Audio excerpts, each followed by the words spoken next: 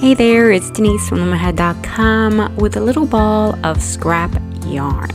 Like you, I have bundles of scrap yarn, so I decided to bring a few together and create what I'm gonna call my Scrappy pets.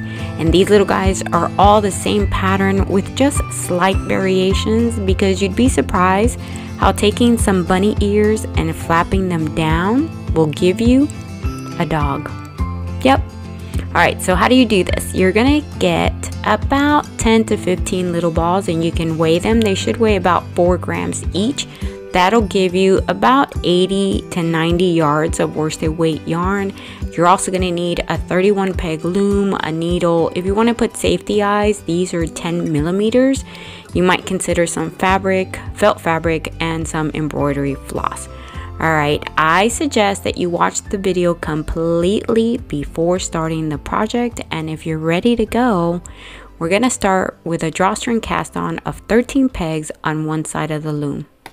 You're going to take the first color that you want, a single strand of worsted weight yarn, and you're going to secure it to the anchor peg. I'm going to do a simple knot. You can do a slip knot if you want, and I'm going to be going left to right. You can go right to left. That's not important. Direction has no effect on this. And I'm going to be skipping these first 2 pegs. You actually may not want to do that, and I will tell you later on why. You may want to go ahead and cast on your 15 pegs. You'll see later on in the project. Now I take the working yarn behind that first peg and then in front of the one that follows, right? So I'm going to continue with that in and out zigzag method, which is the drawstring cast on. Let me give you a better look at what the yarn is doing from the inside of the loom, and that way you could see that it's every other peg. Now I'm on the last one, so I'm going to turn around and lay the working yarn loosely over a couple of the pegs, 3 or 4, and with my hook I'm going to find the pegs with 2 loops, and I'm going to take the bottom loop over the top. You notice that that first peg only had 1 loop, right? So every other one has 2. So I come here, I take the bottom loop over the top, and I knit off, and I continue until I get back to that first peg, and you'll notice that it doesn't have 2 loops, it only has 1. So my working yarn just lays there. I'm going to turn around with it because I'm done with my cast on and I'm ready to work on row 1. We're actually working 1 leg, and for that leg we're going to knit 50 rows, and personally I did 5 rows per color. So we have our working yarn now on the second peg, because remember the first one did not have 2 loops, and I'm going to be using the U-wrap version of the knit stitch because it's what I do when I go from left to right. So you half wrap your peg and take the bottom loop over the top and knit off. This is the U-wrap version. You can also use the flat or the true versions. This is a personal thing for me, that when I'm knitting from left to right, I use the U-wrap, and you'll notice that when I turn around to head in the opposite direction, I'm gonna be using the flat version. Personally, I use them interchangeably because as far as my tension is concerned, there's very little difference between the U-wrap and the flat wrap. So here I am on my last peg, which is peg 13, and now I'm going to turn around and I'm going to lay my yarn right over that bottom loop without bending the yarn. So I'm laying it flat, and then I take the bottom loop over the top. That's why it's called the flat version of the knit stitch, because there's no bend in your yarn. Now this is a very tight stitch for some folks, so if it's too tight you can use the U-wrap, or again you can use the true version of the knit stitch, and you have to work with what is good for you. If you need to use the E-wrap version, which I will not be using, then you're gonna need to knit with 2 strands of as one, and the numbers that I give in the pattern are going to be very different, the sizes and everything. So just keep that in mind. if you're wanting to use the E-wrap. I would tell you, if you've never done a U-wrap or a flat, that you give it a try, because things do look very different when you use these different versions, and it's always good to know something you didn't know before and to try new things. But again, you have to do what works for you. So if the E-wrap is what works for you, then just make sure that you get a lot more yarn and that you knit with 2 strands as one. So here I am. I'm going to do 5 rows of this white color. You can use any color you want, whatever you have you can use. And once I have the 5 rows, I'm going to change colors. So you keep knitting and do as many rows as you want per color, or you can make your toy all one color, right? It's up to you. It's your toy. You do as you want.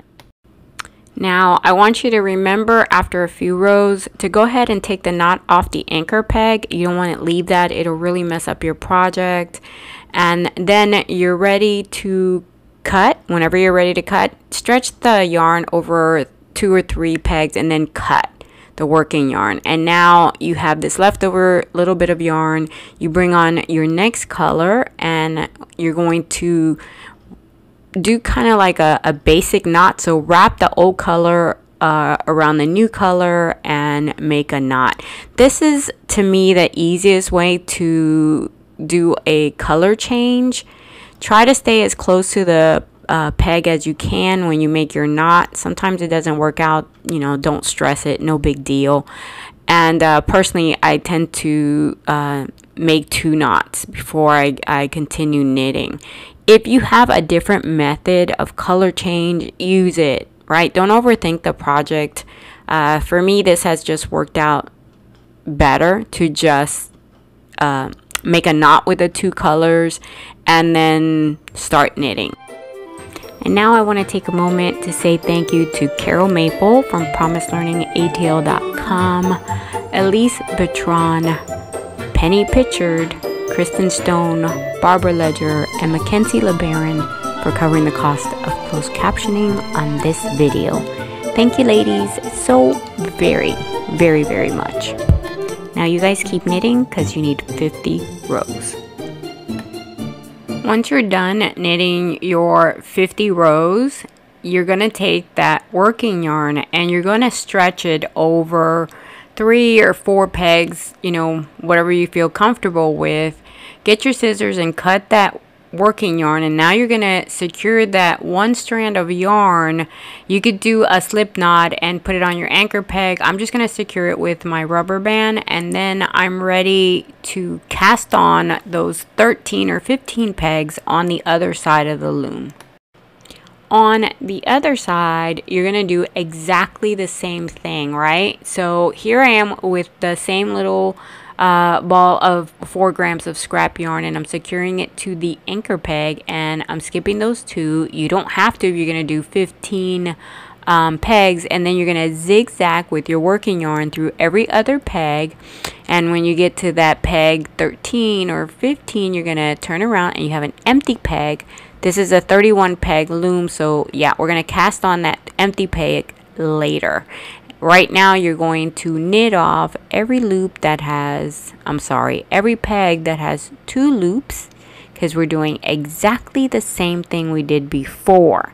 And then remember that when you get to peg number 1, that peg only has 1 loop, so it doesn't get knit off. What you're going to do is take your working yarn and you're going to do like a figure 8. You're going to come, you're going to wrap and turn, right? And then knit off on peg 2 and then start knitting off all of your pegs. At this point you're on row 1, right? And again, I'm doing a flat stitch. You could do a U-wrap or a true stitch, and I wanted to show you what the other side looked like, right? Because I don't want you to freak out. It's always better when you know ahead of time what you're going to be looking at. And this is basically what you got. Just keep knitting.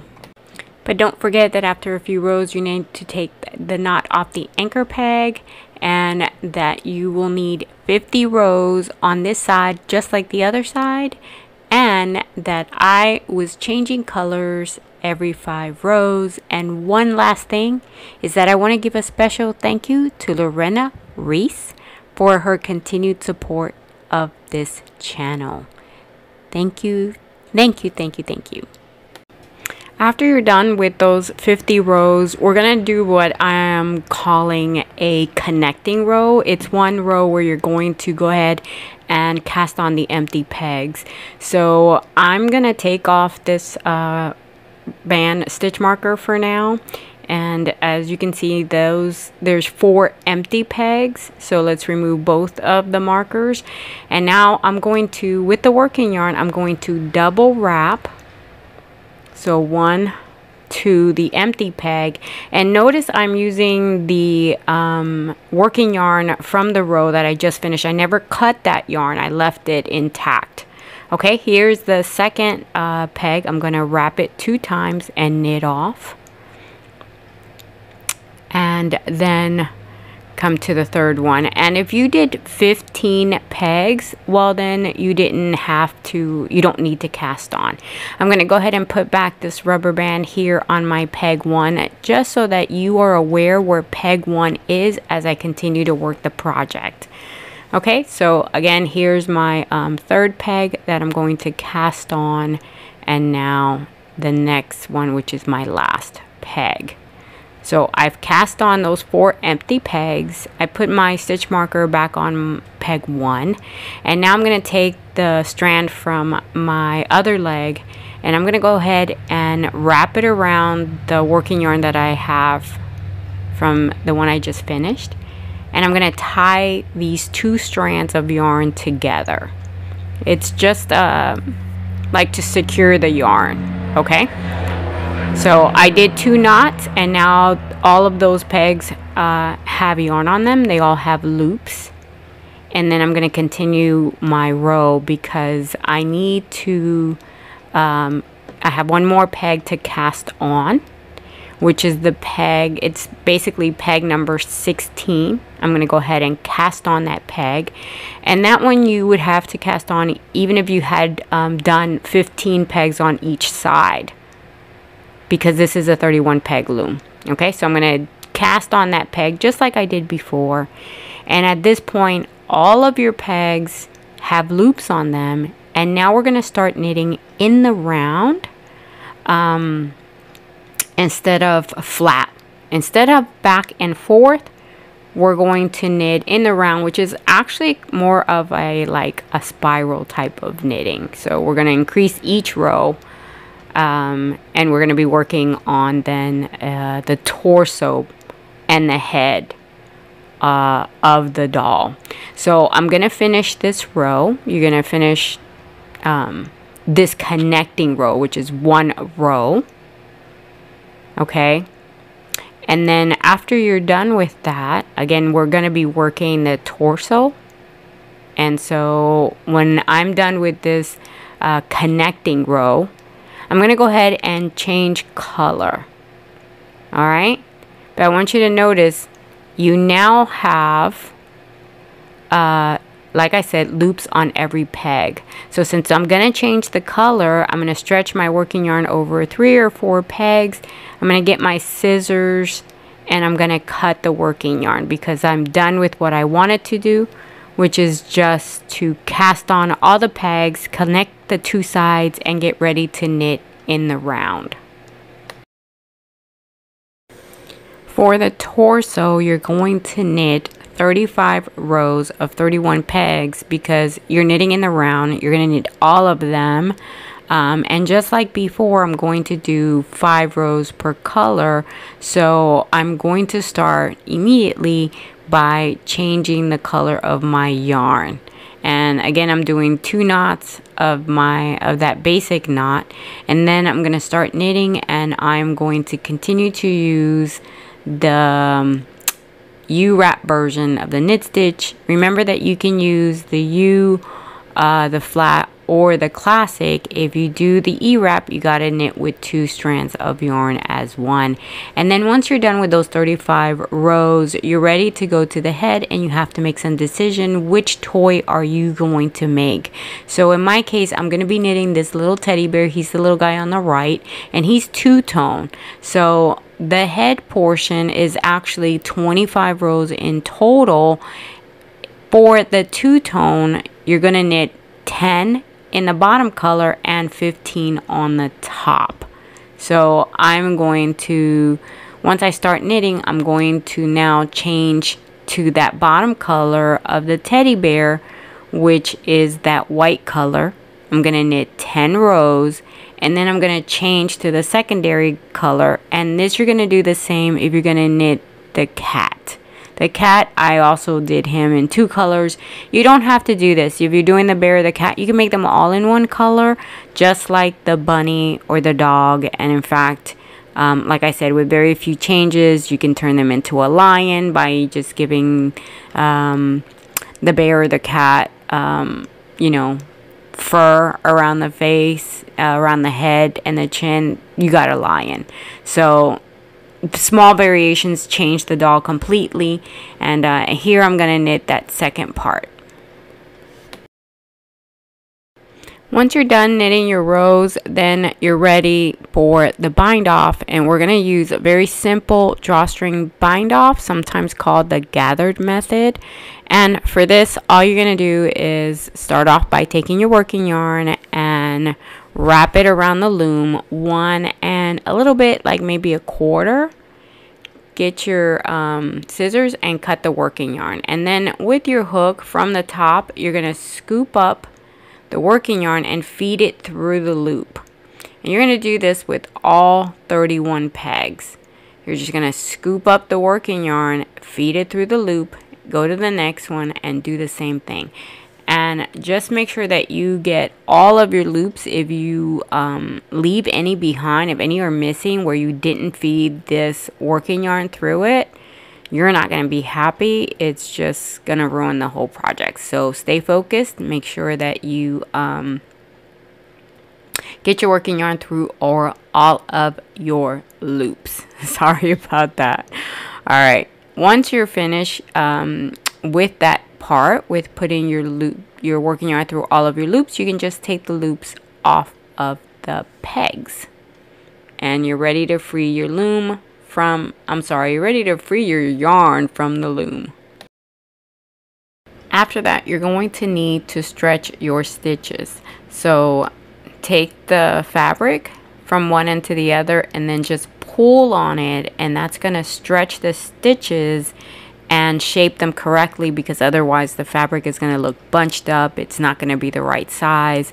So take your time in doing this. Make sure that you get every single little corner of your fabric stretched out and looking the way it should, from the leg all the way up, all the way up to the very tip of the head. Now just put that piece to the side. The next thing we're going to knit are the arms. You're going to make 2 of them knitting flat, and you're going to start with a drawstring cast on of 10 pegs and then knit 40 rows. So get the strand of yarn with the color that you want to start with, secure it to your anchor peg, and then zigzag in and out 10 pegs. Turn around and let's cast on, and so with your hook you're gonna knit off every peg that has 2 loops. You guys remember how to do this, super easy. Turn around on that first peg where there's only 1 loop, and now you're gonna start knitting those 10 pegs. You need 40 rows, and just like before, I'm doing 5 rows of each color. Now I want to remind you to take the knot off the anchor peg after a couple of rows. Once you're done with your 40 rows, just like before, we're going to do that drawstring cast off. So stretch the working yarn over all of the pegs plus, 3 or 4, and then from the top scoop up and feed the working yarn through every one of those pegs, all of them. just like before, if you miss a peg, you're gonna have a big issue. So you want to make sure that you've got all of them. And once you feed the working yarn through all of those pegs, just take the loops off the peg, just like before. Super easy, right? And just like before with this piece, you need to stretch those stitches. So make sure that from tip to tip, all your stitches are good, and then pull on the drawstring, and it's going to close the top and the bottom. All right, and you're gonna get a blunt needle, a yarn needle, and we're going to sew this together, close it with no stuffing. So don't stuff it because you want it to be nice and movable. You don't want it stiff, so we're not putting any. So thread a needle, your yarn needle, and then the loops that were your cast on loops, you're going to feed the needle through those loops, and you're going to create a circle. This is going to become like a tube shaped item. So you're going to start on one end with that. You're going to feed the needle through those loops, and then bring the two sides together. The way I'm going to sew these is to go from side and then up.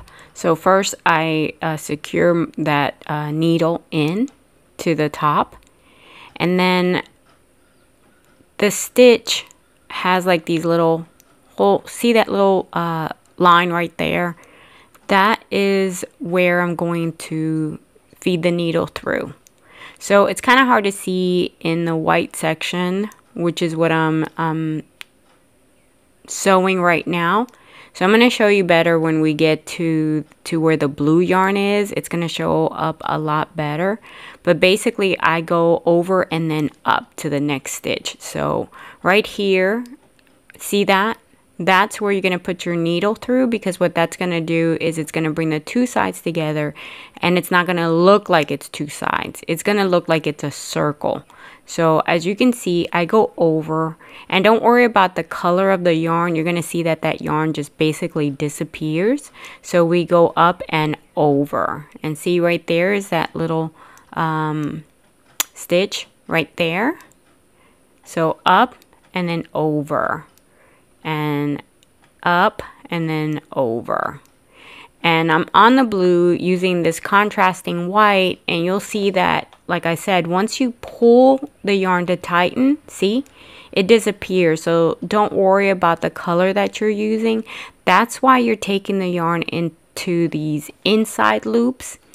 I cannot remember the name of this technique. I believe it's called a mattress stitch, but I could be wrong. And if you know what it is, please put it in the comment section. But basically, like I said, we're bringing the two sides together in a manner that it doesn't look like that's what you did. See? Just keep going upward and don't close the top. You just want to bring these two sides together. You closed the bottom because that's the paw. All right, and like I said, you could use any color. It doesn't matter. If you run out of yarn going upward, just add any color to it. It won't matter. You'll be fine.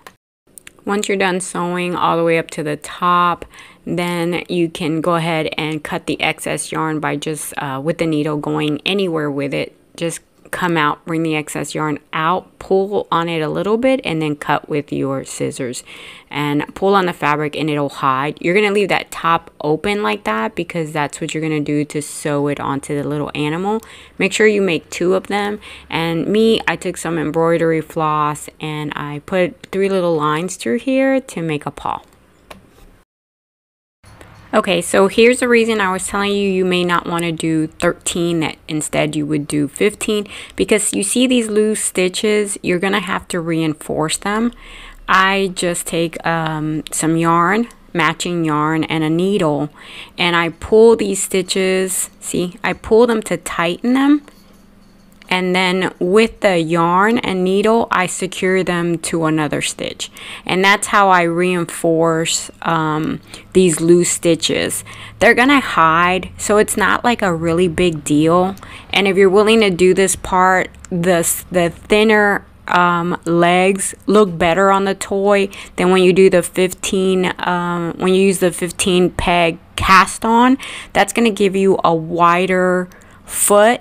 And so if you're willing to tighten these loose stitches right here, then the 13 peg leg I think looks better, and it's, to me, it's worth the little extra work I have to do to tighten these loose stitches. Plus it's easy to hide, and I'll show you as we start sewing the legs.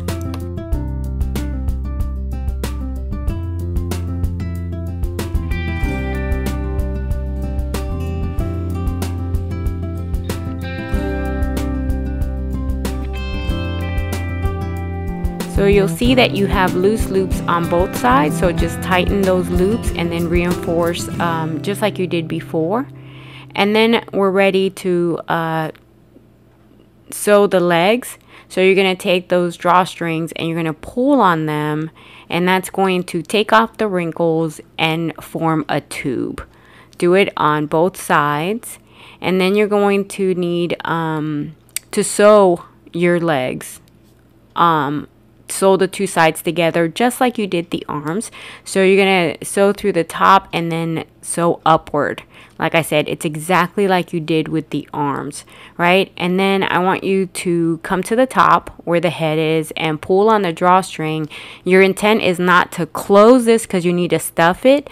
The intent is to get the wrinkles out so you understand exactly how much space you're gonna have, because if you're going to add the safety eyes, this is the time to do it before you stuff and close the top.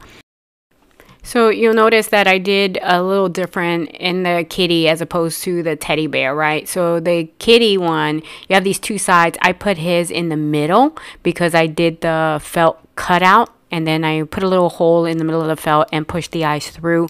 But for the teddy bear, I put it on the top color. So you can decide what's going to work for you. Get your needle and let's start sewing.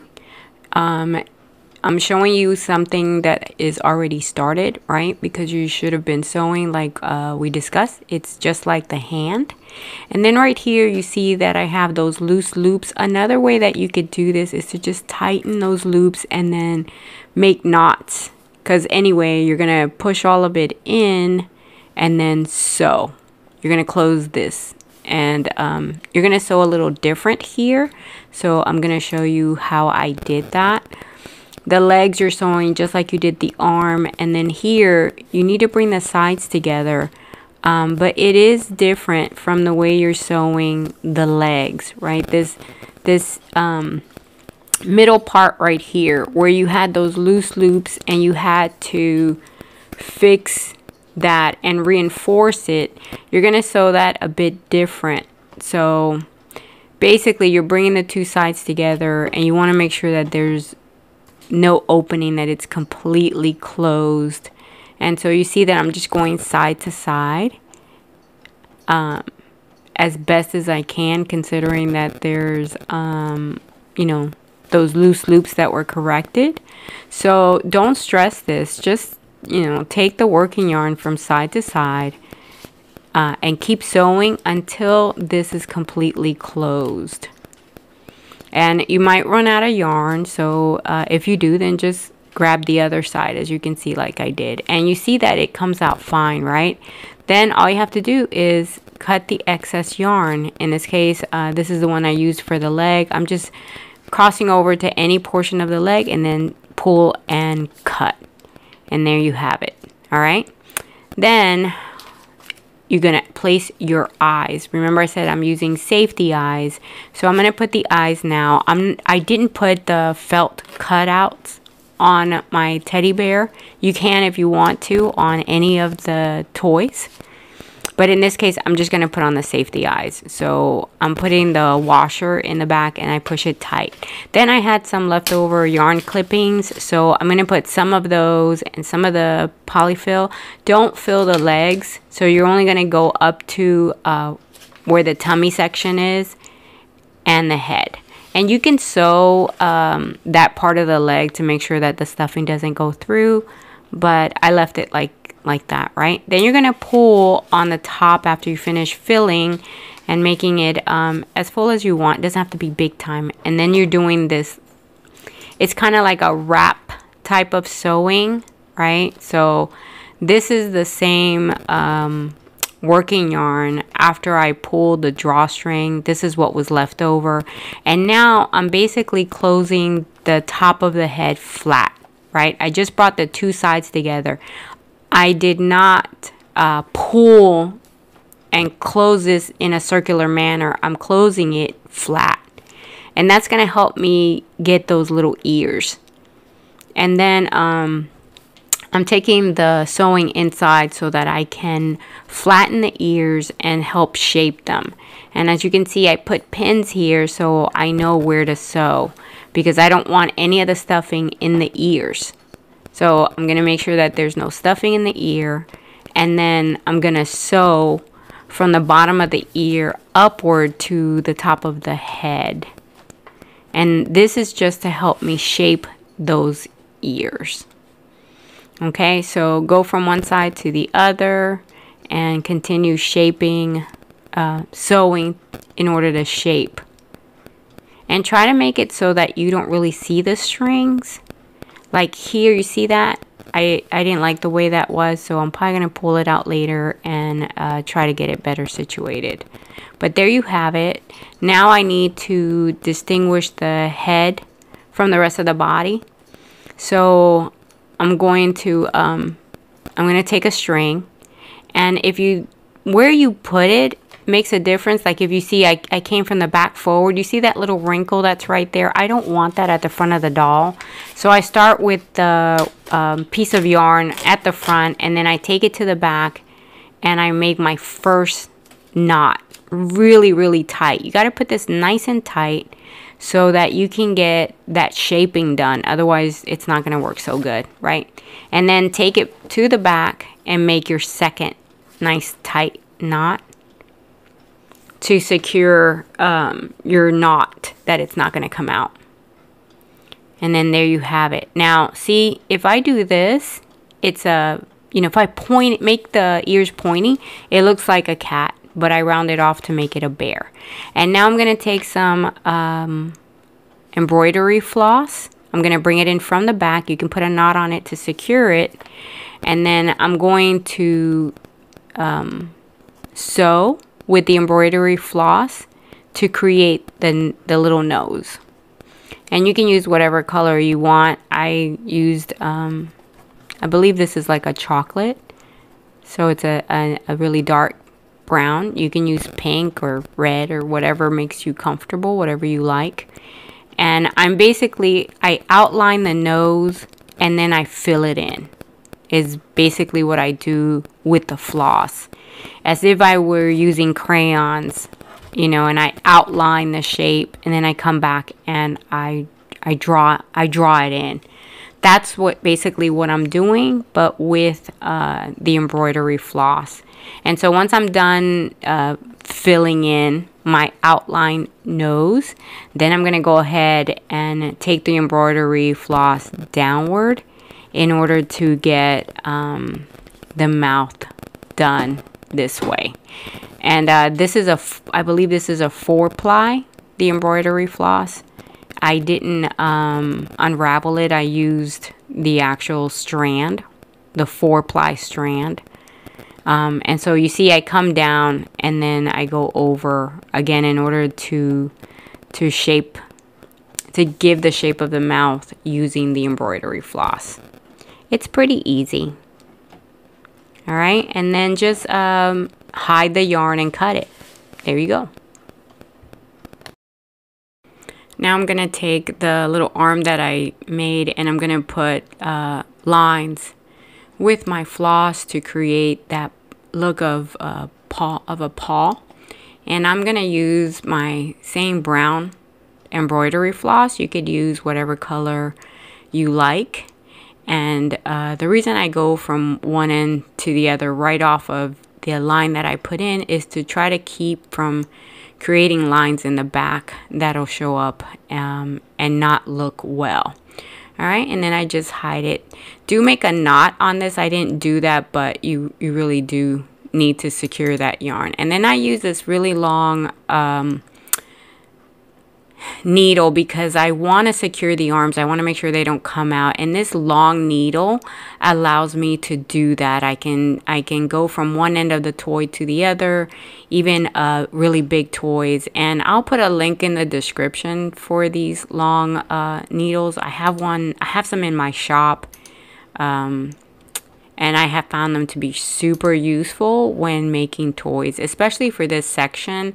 When you do this, when you put the working yarn on the ends of the arms from one end to the other, it's going to make those arms so much more secure. It's become one of my favorite tools to use when I make toys. Then with that working yarn, I thread the needle.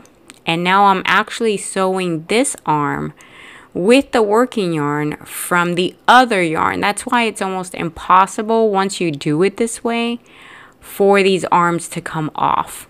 Because basically when you're trying to pull this arm off, the other one's just getting tighter. So I find this very, very useful.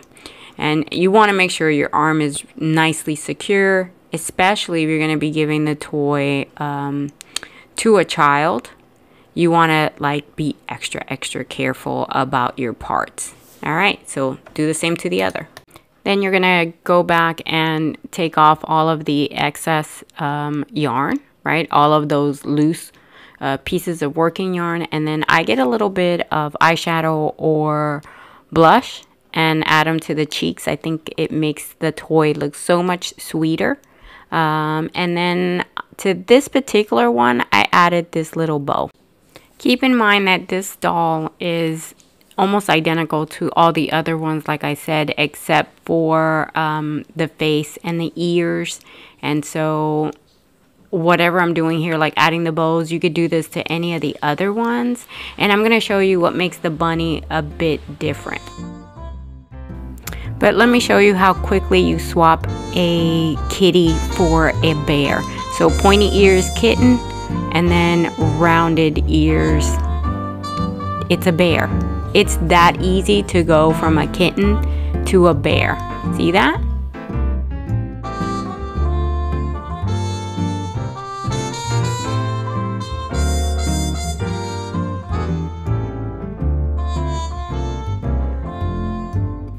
Now I'm going to show you how to knit the ears for the bunny or the dog. So what you're going to do is drawstring cast on 10 pegs and knit 25 rows for the bunny and 30 rows for the dog.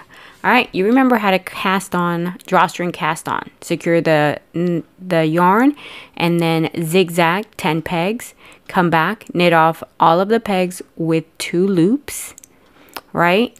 And then you're going to knit, like I said, either the 25 rows for the bunny or the 30 rows for the dog.